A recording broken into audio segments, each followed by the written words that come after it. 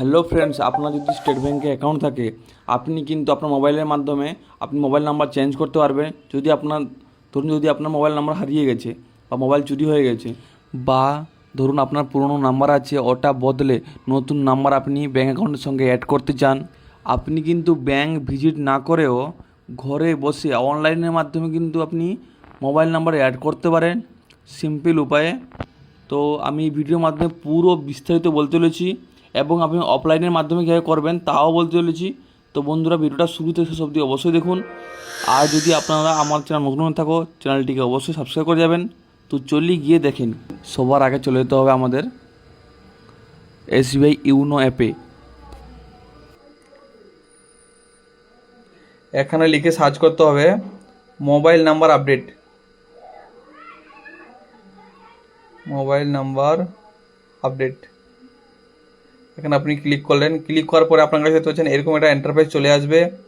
Manage MPIN, active SMS alert, stop check এবং KYC। তো এখানে প্রোফাইল আধার, তো আমি প্রোফাইলে ক্লিক করবো। দেখতে পাচ্ছেন মোবাইল নাম্বার, ইমেল আইডি। এখানে কিন্তু আপনার মোবাইল নাম্বার আপডেটের অপশান নেই। এখানে আপনি ইমেল আইডি চেঞ্জ করতে পারেন, ইমেল আইডির অপশন আছে, কিন্তু আপনি মোবাইল নাম্বার আপডেট করতে পারবেন না। তার জন্য ব্যাকে চলে আসতে হবে। দেখতে পাচ্ছেন এখান থেকে আপনি ক্লিক করে SMS অ্যালার্ট আপনি বন্ধ করতেও চালু করতে পারেন। তো এখানে আপনার অ্যাকাউন্ট নাম্বার সিলেক্ট করবেন, করার পরে আপনার অ্যাক্টিভ করতে চান বা চালু করতে চান তা আপনি করতে পারেন। হ্যাঁ বন্ধুরা, এটা কিন্তু আপনি অনলাইনের মাধ্যমে আপনি করতে পারবেন না। তার জন্য আপনাকে ব্যাংকে গিয়ে এটা অ্যাপ্লিকেশন ফর্ম নিতে হবে। আপনি ফর্মের মাধ্যমে কিন্তু করতে পারেন। তো চলি গিয়ে দেখে নিই কীভাবে করবেন প্রসেসটা। সবার প্রথমে কিন্তু আপনাকে চলে যেতে হবে আপনার ব্যাংকে গিয়ে এইরকম একটা ফর্ম যে আপনি নিয়ে নেবেন, অ্যাপ্লিকেশনের ফর্ম নিয়ে নেবেন।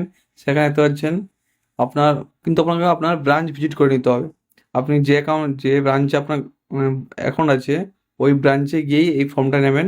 নিয়ে দেখতে পাচ্ছেন ফার্স্টে আপনার মোবাইল অ্যাকাউন্ট নাম্বার দিয়ে দেবেন, তারপর যে ডেটে ফিল আপ করছেন ওই ডেট দিয়ে দেবেন।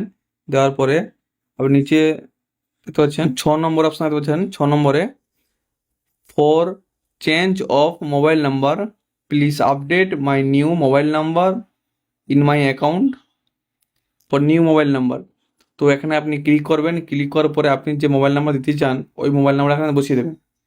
বসিয়ে দেওয়ার পরে আর যদি আপনার যদি কোনো ইস্যু থাকে বা ATM-এ যদি চেঞ্জ করতে চান বা আপনি যদি SMS পেতে চান, তো এটা এখানে আপনি ক্লিক করতে পারেন।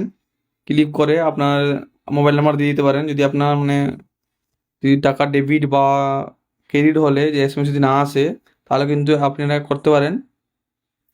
তো সেম 7 নম্বরে আপনি ক্লিক করবেন। ক্লিক করার পর এখানে মোবাইল নাম্বার বসিয়ে দেবেন। বসানোর পর দেখতে পাচ্ছেন ফর্মের প্রসেসে সিগনেচার অফ কাস্টমার। যদি আপনার যে ব্যাংকে অ্যাকাউন্ট আছে ওই ব্যাংকে অ্যাকাউন্ট আছে, তো আপনার এখানে আপনি একটা সই করে দেবেন। করার পরে কিছু করার দরকার নেই। আপনি এটাকে যদি KYC আপডেট করতে চান তো প্যান কার্ড, পাসপোর্ট বা ভোটার কার্ড ডকুমেন্ট অ্যাড করতে পারেন। তো আপনার KYC ডকুমেন্ট আপডেটও হয়ে যাবে, প্লাস আপনার মোবাইল নাম্বার চেঞ্জও হয়ে যাবে। তো অবশ্যই এটা আপনি আপনার ব্যাংকে জমা দিয়ে দেবেন।